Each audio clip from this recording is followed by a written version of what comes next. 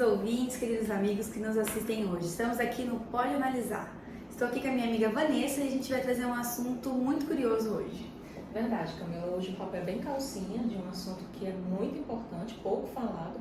O tema é sobre sífilis e clamídia e a gente trouxe aqui convidados para lá de especiais para esclarecer esses assuntos para a gente. E hoje a gente está aqui com a doutora Isabela Moretti. Bom dia, doutora. Bom dia. E também com as nossas enfermeiras maravilhosas, a Luara, né? E a Ana Clara. Bom dia. Bom dia. Doutora, fala melhor para a gente o que são essas doenças. Bom, a sífilis e a clamídia são ISTs. O que são ISTs? Infecções sexualmente transmissíveis, que a gente conhece popularmente como DSTs.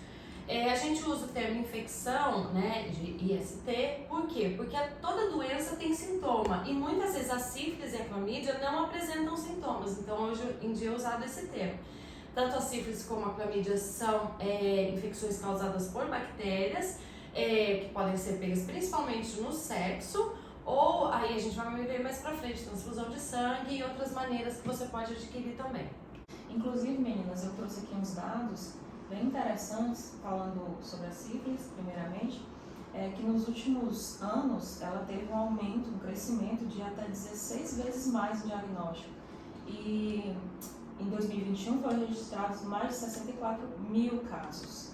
E sobre a clamídia, apesar da gente não ter muita informação, porque me parece que é uma doença que não tem notificação obrigatória, mostra aqui nos dados que 4,2% das mulheres e 2,7% dos homens estão nesse momento infectados. E um dado que me chamou muita atenção é que principalmente os jovens, eles têm maior índice de infecção.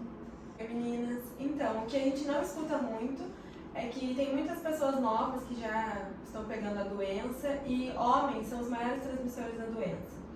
Muita gente só descobre que está infectado quando vai fazer o pré-natal. Mas me fala, e aí, como que é esses casos em relação a casais fixos? Isso pode acontecer? Isso é normal de acontecer? Vocês têm alguma coisa para falar sobre?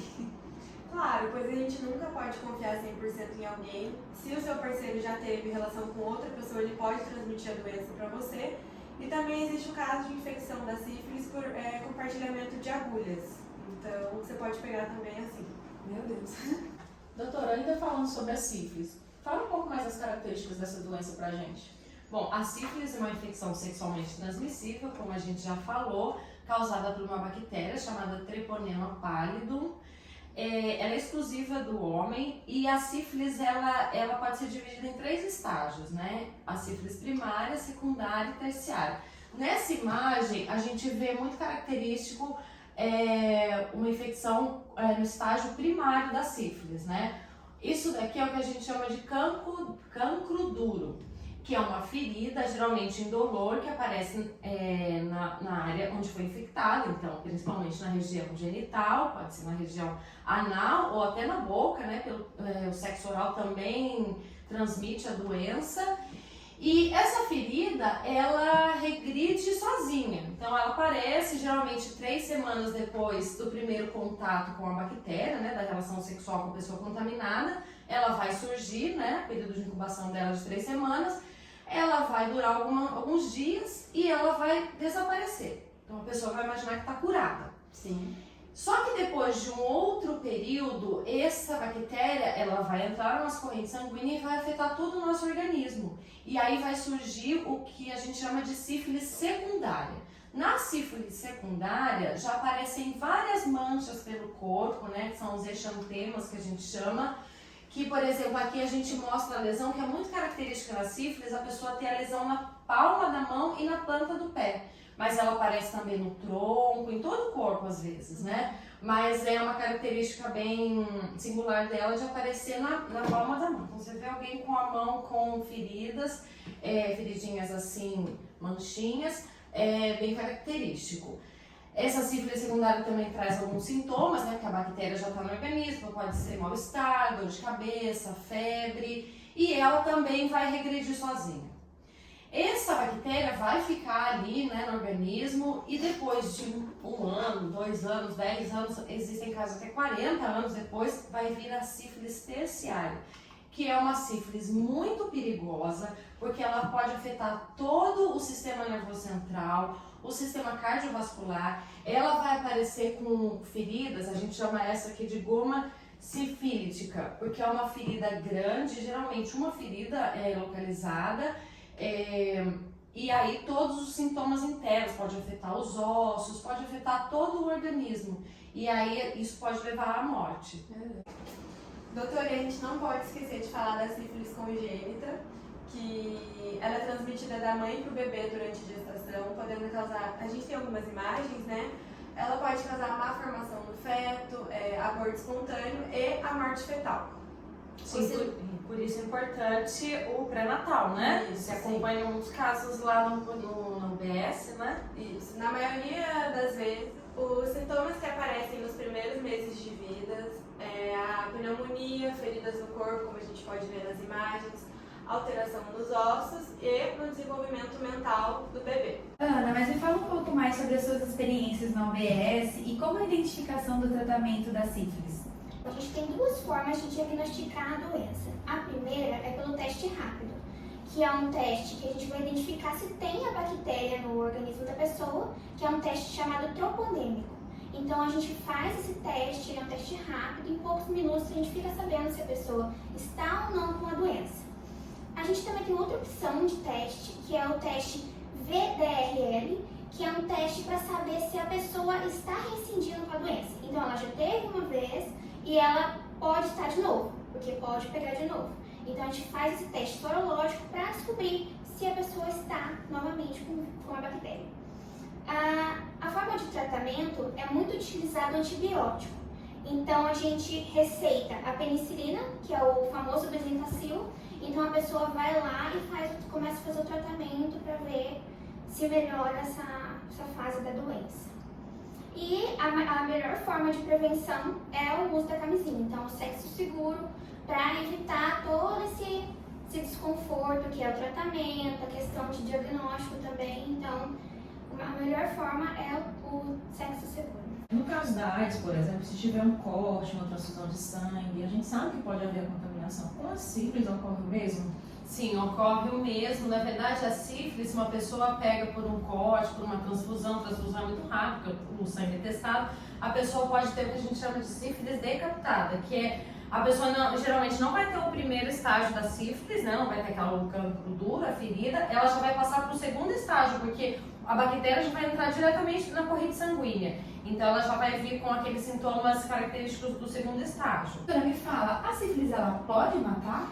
Então, ela pode matar, como eu comentei, se a pessoa não se tratar no primeiro estágio, nem no segundo, quando chega no terceiro estágio, né, que também pode gerar a neurosífilis, que é o que afeta o sistema nervoso, ela pode levar à morte sim. Sobre sífilis, acho que a gente conseguiu entender algumas coisas, alguns pontos. A gente tem um pouquinho de dúvida, né, amiga? Sobre o que é clamídia. Eu queria saber qual a forma mais comum de se contrair a clamídia. A clamídia você pode contrair através do sexo. Então, camisinha sem erro. Não existe outra forma Não de existe outra forma. pegar clamídia. Não, é só através do sexo, é diferente da sífilis. Quais são os sinais que podem apresentar na clamídia? A clamídia, ela na maioria dos casos, ela é assintomática, então por isso que é importante estar indo ao médico, fazer os exames de rotina. Mas a mulher, ela pode apresentar um corrimento amarelado, um sangramento durante o ciclo ou na relação sexual e dor ao urinar. E o homem também vai sentir dor ao urinar, vai ter um corrimento, né, saindo da uretra, com pulso, inclusive, e muita dor nos testículos. Então, ele vai sentir os testículos pesados, doloridos. Esses são os sintomas que a gente tem que ficar atento. Interessante é que a gente pouco escuta falar sobre a clamídia, né, Camila? Verdade. E aí, doutora, eu queria que você falasse aqui pra gente, é uma doença séria? Ela não é uma doença séria, dificilmente, raramente vai levar à morte, mas uma das principais consequências da clamídia é a infertilidade, porque ela vai causar uma inflamação nos órgãos reprodutores, tanto masculino quanto feminino, dificultando a fecundação e a evolução de uma gravidez, que também pode ocorrer a gravidez ectópica, que é a gravidez que ocorre nas trompas, que é muito perigosa, porque a mulher pode perder a trompa. E ela também pode causar, existe estudos que relacionam o fato da pessoa estar com clamídia e desenvolver câncer de colo do útero e também pode causar um risco de aumento de aquisição do HIV. Existe alguma vacina que previne essa doença? Não existe a vacina para clamídia ainda. A vacina para DST não cobre a clamídia ainda. E o tratamento, como na sífilis, é feito com antibióticos, né? Fala um pouco sobre como podemos ter o diagnóstico dessa doença. Então, o diagnóstico da doença da clamídia pode ser feito pelo teste da urina, que é no caso do homem, né? Então, no exame de urina, a gente consegue detectar se a pessoa está com clamídia. Já no caso da mulher, a gente consegue fazer a detecção pelo meio do Papa Nicolau. Então, é importante no ginecologista para fazer o teste, para ver se está ou não a presença da doença e fazer o tratamento certinho, né? Glória, caso uma mulher gestante ela venha se contaminar, é possível passar para o bebê? E quais são as consequências? Então, a clamídia ela pode ser transmitida para o bebê durante o parto normal. O recém-nascido pode desenvolver a infecção ocular, que é a conjuntivite, ou a pulmonar, que é a pneumonia, né? E cerca de 1/3 dos neonatos expostos ao patogênio durante o parto, eles podem sim ser afetados pela doença também. Então é um risco bem sério, até porque na mãe a infecção ela pode provocar o aborto, então ela pode perder o feto e até mesmo a morte neonatal. Vai pro nosso papo calcinha, conforme a gente abriu nossa caixinha, que ó, a gente escolheu as melhores, né, amiga, pra ficar show de bola. Ana Júlia, ela fala, tive relação sexual desprotegida com o ficante há 2 semanas, apareceu uma pequena ferida na minha região íntima, não dói nem coça. Isso pode sumir sozinha? Deve ir ao médico? Sim, ela deve ir ao médico, porque como ela mesma falou, uma ferida que não dói nem coça, então é uma das características da sífilis primária, né, do cancro duro, que é uma ferida indolor.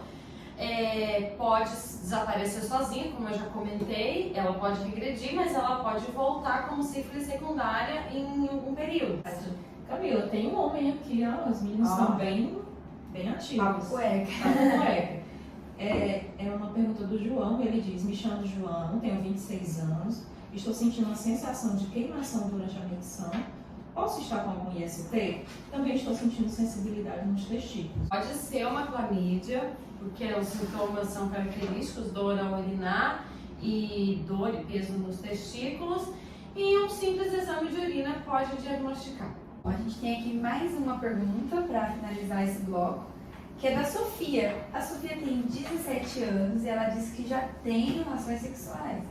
Recentemente teve um aumento de corrimento vaginal e após a relação que ela teve, houve um sangramento. Fui ao ginecologista e fui diagnosticada com clamídia. A pergunta dela é, posso ter outros episódios como esse, mesmo sendo tratada? Sim, ela pode. Tanto a clamídia quanto a sífilis, o tratamento não cria, a doença não cria imunidade. Você pode ter casos repetidos a vida toda. As pessoas acham que por ter tratamento elas não precisam se prevenir, mas não é assim, né? A gente tem que se cuidar para não chegar lá. Nossa, meninas, nosso papo calcinha foi incrível.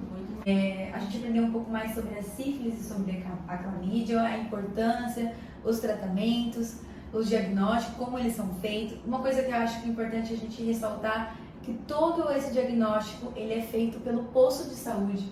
Então você não precisa ter convênio, você não precisa pagar, isso é gratuito. Então, sem desculpas, vá até um posto e inclusive camisinha, eles dão no posto. Então assim, É super gente, acessível, né? é uma coisa que hoje já quebrou alguns tabus, né, meninas?